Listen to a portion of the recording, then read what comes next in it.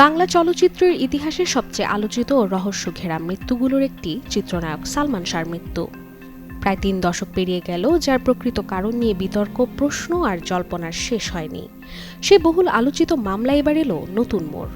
আদালতের নির্দেশে তৃতীয়বারের মতো কবর থেকে উত্তোলন করা হবে সালমান শাহর দেহাবশেষ।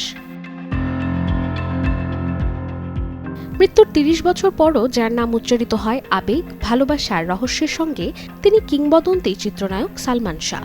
১৯৯৬ সালের ৬ সেপ্টেম্বর ঢাকার একটি বাসা থেকে তার মরদেহ উদ্ধার হওয়ার পর থেকেই শুরু হয় বিতর্ক। আত্মহত্যা নাকি হত্যা, এই প্রশ্নের উত্তর খুঁজতে দীর্ঘ সময় ধরে চলছে আইনি ও তদন্ত প্রক্রিয়া।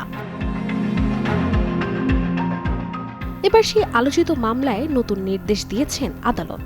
তদন্তকারী কর্মকর্তার আবেদনের পরিপ্রেক্ষিতে ঢাকা মেট্রোপলিটন ম্যাজিস্ট্রেট জুয়েল রানা সালমান শাহর দেহাবশেষ কবর থেকে তৃতীয়বারের মতো উত্তোলনের অনুমতি দিয়েছেন।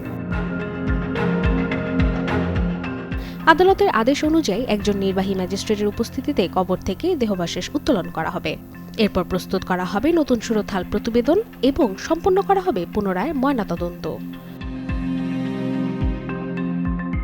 মামলার তদন্ত কর্মকর্তা সিআইডির পরিদর্শক জিয়াউল মোর্শেদ গত ২০ মে আদালতে আবেদন করেন, যেখানে তিনি উল্লেখ করেন মামলার সুষ্ঠু তদন্ত এবং মৃত্যুর প্রকৃত কারণ নির্ণয়ের স্বার্থে দেহাবশেষ পুনরায় পরীক্ষা করা প্রয়োজন।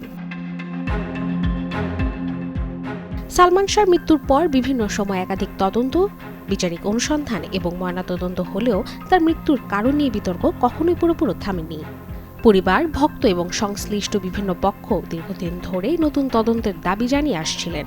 তাই তো আদালতের সাম্প্রতিক এই নির্দেশ সে আলোচনাকে আবারও সামনে নিয়ে এসেছে।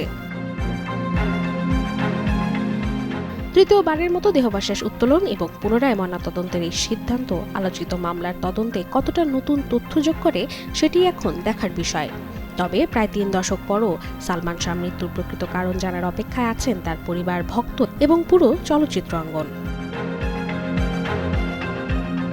Desk report, channel 24।